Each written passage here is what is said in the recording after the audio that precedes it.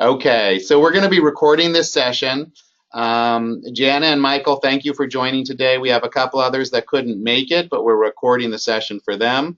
And we're really excited about this project, and we're really happy to have you guys been able to respond to us.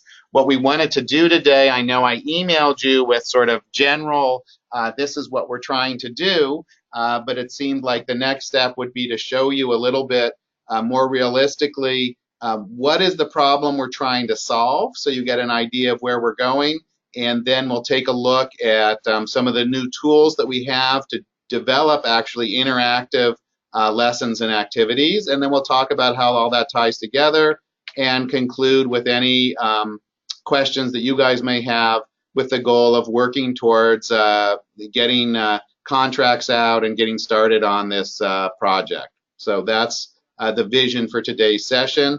You guys are both have your speakers enabled, so just speak up if you want to stop me or interrupt me at any time.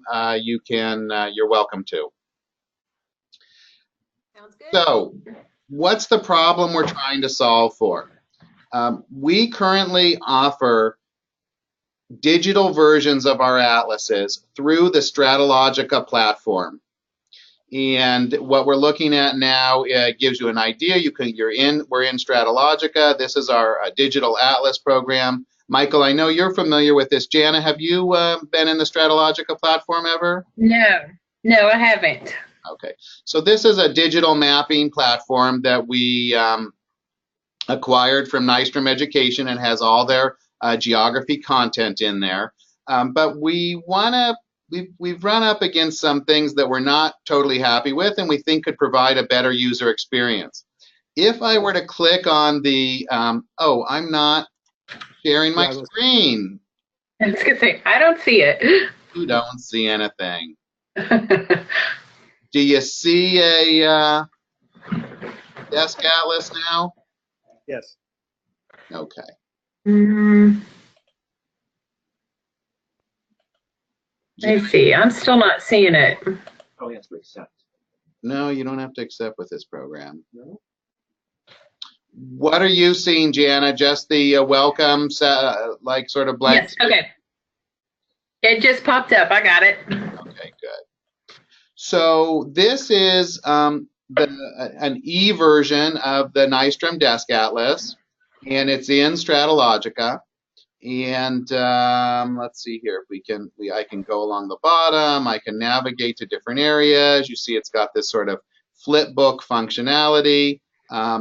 It's probably, you can see it's sort of loading a little bit slow. It's a very big We have the new version of the history file. Yeah, that's true, but that doesn't present what the problem. The problem I'm trying to show is this thing loads slow. It's not ideal. Also, look at all the extra screen. You can zoom in on it, but you're always like within a sort of a limited area on the screen here. You've got this top area up here and you've got this bottom area up here. So one of the things we want to do is be able to give more screen space to the atlas. The other thing that I want to show you is if you want to do an atlas activity with this, you need to go to click on this little button over here. It opens up tips. You have to click over here to lessons, and then once you go to lessons, you can go over here and you can download a PDF of all the different lessons. So here's the activities with answers. Here's the activities without answers. I think I just downloaded the activities without answers, so I've got that. Maybe that's in a web. So that opens up in another web page. Let's see if I can find it here. That's over here. So already there's a lot of confusion. And then, how do you get to these activities? What we're trying to do is develop a product where these activities are more seamlessly linked to the content in the atlas. And so the students can be looking at a digital version of the atlas and completing this also digitally. Right now, the only option to a teacher would be to print this out and hand it out to students as a worksheet. Another problem we're trying to solve for is if you just look at the types of questions that you see here, they're really all at a DOK level of 1, the lowest level, or in Bloom's taxonomy, the lowest level of just basic recall. You're looking on the atlas and you're identifying what's there, you're organizing information that you're seeing there. So basically, all these activities do, there's no way that they demonstrate any type of higher order thinking. There's no way that they demonstrate complex thinking. And in today's standards, they would not demonstrate what we call rigor because of that. So we're looking to create a more integrated product where the activities are more naturally linked to the actual content in the atlas. And then the challenge will be also to create new activities which come in at a DOK level of either 2 or 3. And we can talk about DOK later. I've got a whole little, like a 2-page summary of it with some great references. Are you familiar with it, Michael? Is that something that's come up in your work? No, Aaron, not really. That's new to me. I mean, the rigor idea, yes, but not any way to measure that. Okay, and Jana, how about you? Yes, Kentucky social studies standards have had DOK numbers beside them for about 10 years. So Okay. That's pretty common here. Okay, very good. And you're in Alabama, right? No, I'm in Kentucky. Oh. Kentucky. Okay. I'm sorry, I didn't know that. No, that's okay. Okay, which part of Kentucky, Jana? Bowling Green. Okay. Are you familiar with that? Very good. There must be a university there or something like that. Yes, Western Kentucky, and there's a Corvette plant. That's our claim to fame. Okay. What were you saying? They're not that far. They're probably not that far. You're right next to Kentucky, aren't you, Michael? Michael's in Vincennes, Indiana. Maybe he's a few hours. Oh, okay. Yeah, we're real close to about maybe an hour and a half from Madisonville. Then that's Western Kentucky. Right, and We're go ahead. I'm sorry. and not too far. Well, about maybe 3 hours from Louisville. Okay, we're South Central, so it's probably about an hour and a half from Madisonville to the east. Okay. But for the purposes of this Not too far. assignment, Okay. you guys do not need to meet in person. I just want to be clear. Okay. So, Michael, I've got some, like I said, I did a blog. I'm not sure whether it's online or whether I'll send you the draft of that, but it also has some links. But basically, the idea of DOK, which stands for depth of knowledge, it's an updated version. It's a little bit different than Bloom's taxonomy, but similar, to Bloom's taxonomy and the idea that you have lower level thinking skills, basic recall and recognition and comprehension, I think what Bloom calls it, and then developing up to evaluation and synthesis and analysis. And the depth of knowledge is really about what we're asking students to do. And usually the measure of rigor or the measure of depth of knowledge is how many steps do they need to take in order to come up with that answer. So if it's just, I just needed to look on the map and see that Venezuela is north of Brazil, that would be the lowest level. If I need to compare between sort of 2 different countries and some aspect of them, then that would already be 1 level up because I'm having to take more information in. I'm having to gather information from one area and another area and then compare it. So that could be DOK too. So what our goal is, and we'll be there to support you guys with whatever questions you have, but we want to have questions that are a little bit more rigorous. They still might be able to be multiple choice. We'll talk about how they can be open-ended, but you can still have a higher order or a more complex thought process in a multiple choice question. It's just the nature of what you're asking them and what their possible choices are going to be. They're going to be a little bit more sophisticated. So those are basically the 3 problems that we're trying to solve for. One is that Stratologica is a little clunky in terms of just getting into it. The pages are sort of heavy to load and they load slowly. There's the layout of the screen is not so easy. People need to have a different way to log in. And what we're going to be doing is we're going to be embedding these atlases and the questions in a version of Active Classroom. And the Active Classroom, the platform, so it'll look like Active Classroom, but it might have its own color scheme. It can be a standalone product. It might be very different. And yet at the same time, if we want to use this in Active Classroom, we can do that as well. Jana, are you familiar with our Active Classroom product? No, I'm not at all. So I'm still kind of learning that part from scratch. Okay, so we'll make... Other than what, yeah. Oh, just the ladies at the conference I was at showed me it for maybe 10 minutes. So that's about it. Okay, so right, you've got it, but we'll get you a login and you can play around. But you've got an idea. It's our library of activities that you can search for, and you have, you can answer questions, and then the questions are interactive and they can be answered online. So in this Stratologica format, the idea that you just get a PDF that you download and print out really limits teachers' ability to, in terms of their flexibility to work with the students. We want something where the students input their answers online, and then the teacher can assess it online, or if they're multiple choice or true-false questions, the computer can basically grade the whole assignment. So there's certain advantages there. Okay. So this is the current style and the format. So we're going to be breaking this out. We'll give people more options with the Atlas itself. And then the idea is to create items, which are assessment items, that'll be standalone. So I'd like to show you what that looks like now by going to our interactive authoring platform. And I have that here. So here I've gone in, and this is an area where we're going to be, is what it might look like. You guys will work with different sections. Wait, let me go back to the page. Let's see here. So this is not a good one. Let me find one that's more complex. So there's a number of different elements on this page. There's this text and this image. There's this map here. There's these two images down here. There's this one over here and this one over here. It's interesting, and I'm just talking to my colleagues here, that these aren't labeled differently like in the other atlases. It's true. The history atlases are labeled A, B, C, and D, for the different ones. The desk and the world are not. Okay.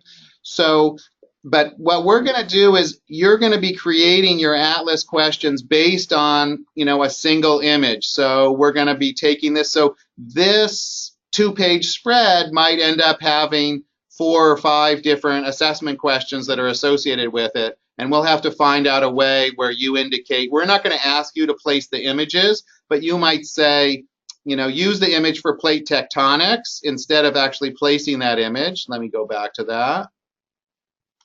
So here we've actually placed the image. You're probably just going to write something in here, and then what we'll do is we'll have somebody in our art department or editorial actually load the images in after we get the questions back from you.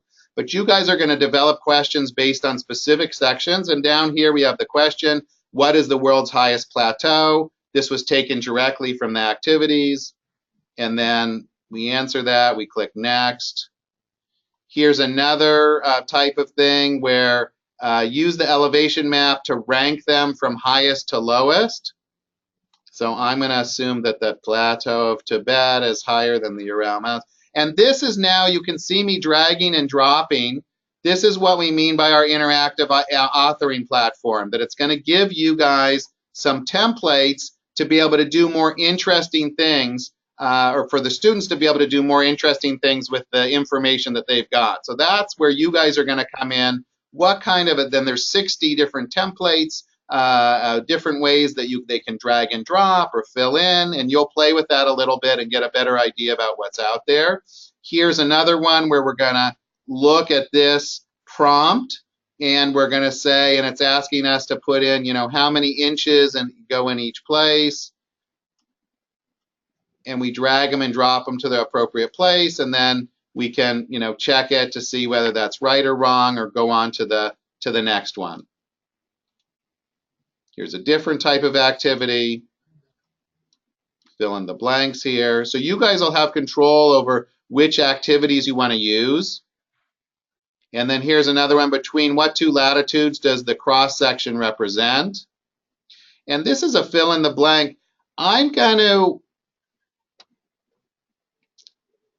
ask that we use the fill in the blank as little as possible. I'd rather have 3 or 4 choices here that they select because that'll make it easier. What would be really nice is if, and whenever possible, the computer can grade as much of this as possible and leave the teacher that, Michael, I'm sure you appreciate that from your work with Active Classroom. The more that could be auto-graded, the easier that makes it for you, wouldn't you say? Yes, I would. Mm-hmm. And there could be, Eitan just pointed out, you've got other choices. There could be a drop down here where they pick the best answer and it just fills it in for them. But the more control we have over it. Now, we may want to have some open-ended questions that allow students to demonstrate more extended thinking. We'll talk about that, but I'd say those would be a minority of what we're looking for. So there's ways to do this same type of thing. And once you see the authoring platform, you'll see that you do have different choices there rather than just a simple fill in the blank. Here's one. Is it east or west? We just click on it and we go. Here's a fill in the blank. With this has, what does it mean? The students would type it in. That also could be a pull down or a range of other types of options in terms of them answering. Highest mountain range. So you can see what we've done here. Here's an example where they could fill in multiple things. Once again, this would probably be better with sort of just some pull downs that they choose from. We have some examples of those in the Master Elementary if you should want to show those. Okay, and I think we've got some examples of those. Let's go and look at an example of that. 6 questions are unattempted. I want to leave it. Fine. I would go to items. Or authoring. Just click directly on authoring. We'll just pull up the list there. Okay, I'm going to go to our big bank of questions here. Just click all the way to the end, like next up there. The next all the way here. Right, yep. And then just scroll down to the bottom and look for some of our vocab ones that are early on, like those closed with text, I think. I don't know exactly which ones. I think the closed with text probably has some. So that's an example of just blanks. So that's not the right closed with text, but there's some other closed with text lower down that let's see if we can. It's close association. Close association, right. Where is it? Scroll down a little. Scroll down a little bit. There you go. One above. One above. One above? That one. Okay. Yeah. That might be it. Oh, this Okay. one is interesting too. It's a variation. So here's a variation where they get different choices and they can drag and drop them in there. We didn't find exactly the one that we were looking for. There is one back if you scroll down. Keep going. Hold on. They are all Close drop down. Grade 2, Unit 2, Lesson 3 vocabulary. This one? Mhm. There you go. Yeah. So here's one where it comes up with a drop down and you fill it in.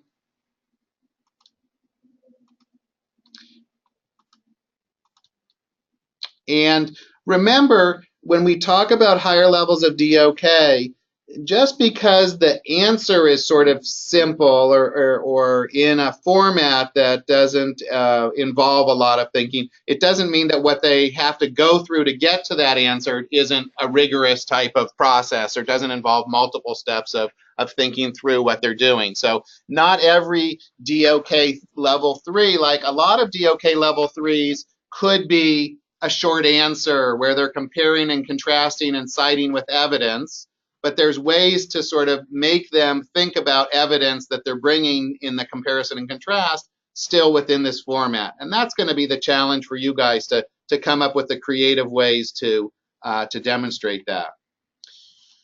So one thing that's also interesting is to remember that not everything has to be text. You can use media such as pictures in your drag and drops. You can use audio in your drag and drops if it makes sense. You can use videos. I mean, anything can be in a multiple choice. It doesn't have to be a text. Where's the like the drag and drop with the pictures? Suburban one, like that's on the first page, I think. If you scroll, if you hit next, a back up there, and then scroll back down to the bottom. I think if you actually even type in Suburban in the search engine, I think I probably shouldn't do that. Scroll down to the bottom. I think we'll find it. Just a second, guys. Match list image, I think is the one. No, it's vocabulary classification. Oh, right. Sorry. Yep, it's even in the description. The other one was mine with the cat. Okay, and Kylie. Oh, nope. No. I was right. Oh, match list image? Match list image, yeah. I think it's called match list image. Scroll down. No, next page. But yeah, it's back on the next page because it took us back to where we were. Next. And then I think it's called matchless image if you scroll down. You did 2 variations of the suburban one? I think so.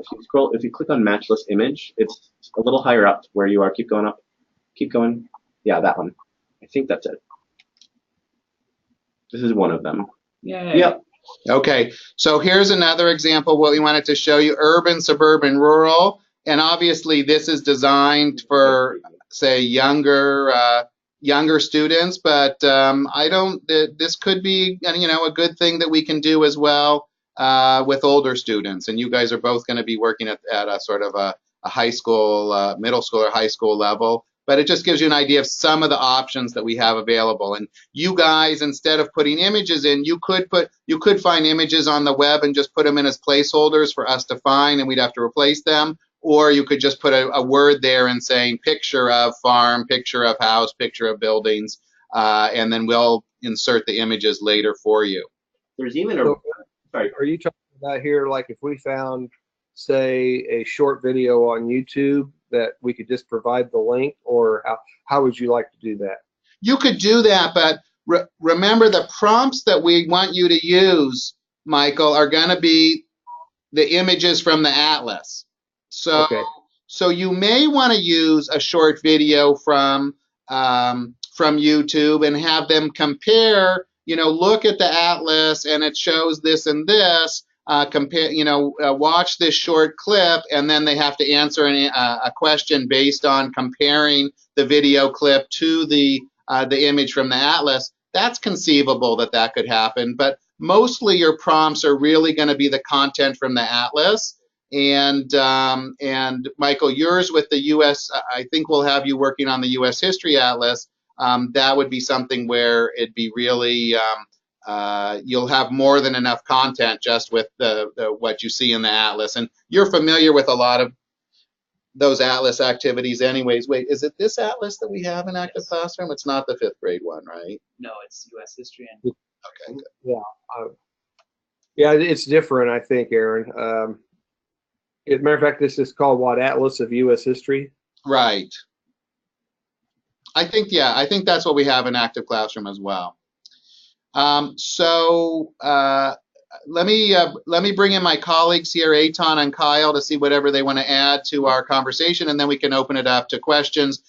This was very short, brief, and I'm sure you guys, have a number of different questions that would be natural at this stage. But Eitan? One really cool thing that one of our authors on the Next Year Elementary just discovered while she was doing it was the record feature. Mm-hmm. So one of the things that if you want to increase the DOK level of a question, you can add a function just asking the students to justify their answer by clicking a record at the end of their thing. So you can say compare and contrast whatever, and then at the end of the question, you can just ask the students, click this button to record your answer.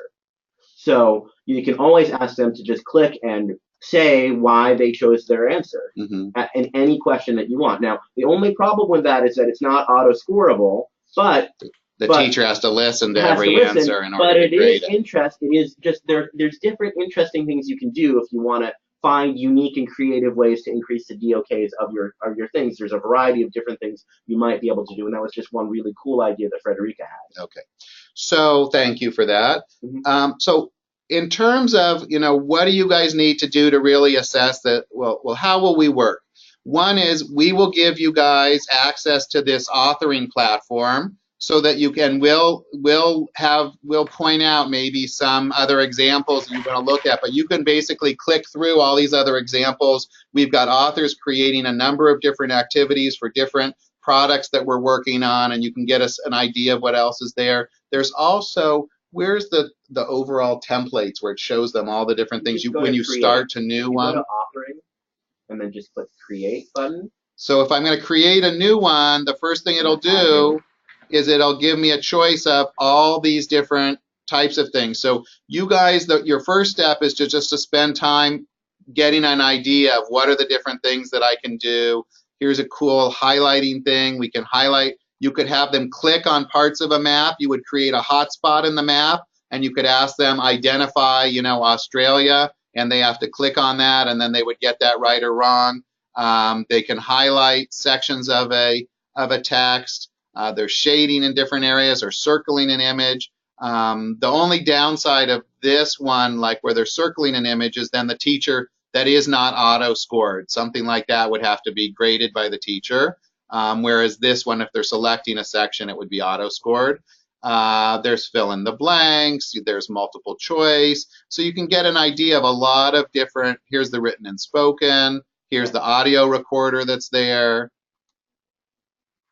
even graphing, charts. You could use one of these graphs if they needed to do a timeline or something like that. You could adapt the timeline, you could adapt the graphing, the number line to create a timeline.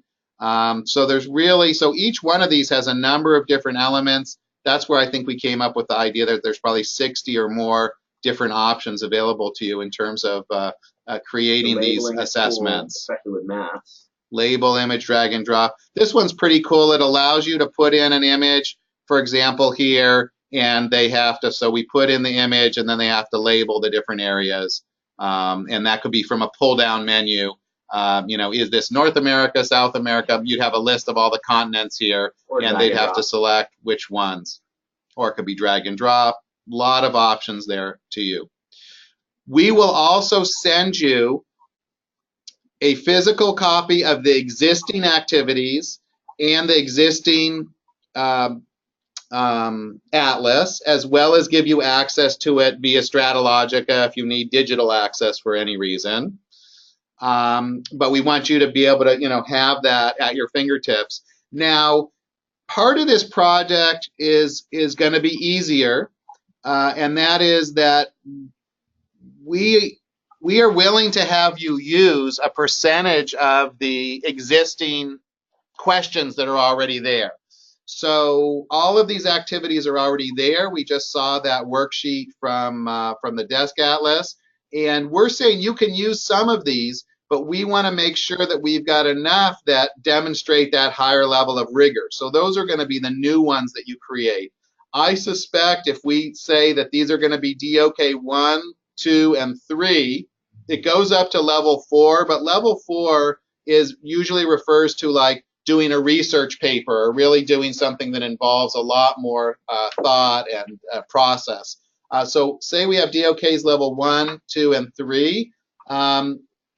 So you've got the ones already given to you. So you've got 33% of your work done. We'd want you to create a similar number of level 2s and level 3s. That's really where your work is going to be more challenging. So you'll maybe start off with your level 1s just to get familiar with the platform and start playing around with it, and then get creative to go to the other levels. Have I missed any important points here? Did you want to share with them the resources about like assessing what DOK levels are? Something about that, or you can email them? You mean the blog and the links? Yeah. So I'll send you the DOK information separately. Let me open it up to your questions now at this point in time. I had the DOK one that you answered. My other one is the DOK 3. And I know you can do it multiple choice. You can do it and fill in the blank and a lot of the drag and drop, but it is so much stronger to have kids write and prove evidence from text. Mm-hmm. So is there like a guideline you could give us? That's the higher level thinking. That's the Common Core literacy piece, as you know. Is there a percentage, like, say, you know, we don't want over a third of them to be where they have to write themselves, where the teacher would have to score, or some guideline with that for the Yes. DOK 3 levels? We should. Can you make a note of that, Aita? We will come up with guidance for you on that. I agree with you. And these days, of course, writing skills are important, and we don't want to ignore that here. So that would be helpful to have those elements involved. Like I say, we want to keep it to a minimum, but we'd be happy to think that through. I'd say of those DOK level 3s, you know, no more than half of them have writing, so that if 33% of all the questions are going to be DOK level 3, that means that, you know, no more than, say, 15% really would be of the total questions would involve that level of writing. And that's one of the reasons why I liked that idea that Frederica suggested, because it's a unique way to specifically use the platform we have to increase the DOK level in a technological way rather than just duplicating something that we could do in a print product. Her idea Right. is just click a button and the student has to justify their answer. Well, that's a DOK 3 right there. They have to explain why they chose that. Right. But, so that's good, and we can mix that up as well. Right. So there's some, and that maybe that's good also. And in our marketing, we can say, hey, they have audio responses on some, and so that helps certain kids that maybe aren't good at writing, but they can speak and they can, cite evidence and they can make a cogent argument. But maybe their writing skills, they get a lesser grade if we were held to that. So I like the way that mixes it up, but still, I don't want to have more than 15% of the answers that the teachers have to grade themselves. The idea of trying to come up with higher level DOK. Now, Jana, we have seen item banks, not ones that we loved given, but we have seen item banks where they, and like you say, where they do rank multiple choice questions, DOK 1 through 3. So I know it is possible to do things at that level 3, citing evidence. Maybe we would give them the evidence down below, and they would have to choose, which one of these. Maybe you would give them 3 possible answers, and A, B, or C. They'd have to choose which one of these answers would be the best based on the evidence picture above, or something like that. So there's ways to back into that, I think. Right, I think so too. So what other questions? Aaron, can you give me an idea of what we're looking at as far as, time frame here, deadlines and so forth? Yeah, I think I think in my initial email, we said that we'd like to have most of these completed by mid-April. Obviously, it's going to be a rolling completion, and we have a little bit of flexibility on that as things are coming in, but that's our vision. Okay. So where are we? We're mid-January now, February, March, April. That's 10 to 12 weeks. Assuming that by next week or the following week, you guys are ready to, you've had a chance to play with it a little bit, come up with additional questions. We might need to provide a little additional guidance based on the questions you've already asked. So assuming that we're getting started by the end of this month, that should give you a fair amount of time. Though we've got the exact number of questions that we think, and we'll send that document to you as well. But I think we're in the range of about 250 questions per atlas. So like I say, probably 33% of those you can just copy and paste from the existing activities, and then it'll be the other 2/3 that require you to do a little bit more work. So this is a fairly big assignment. Michael, you've authored quite a bit for us over the years, but I think this is one of the bigger projects. Okay, sure. What other questions?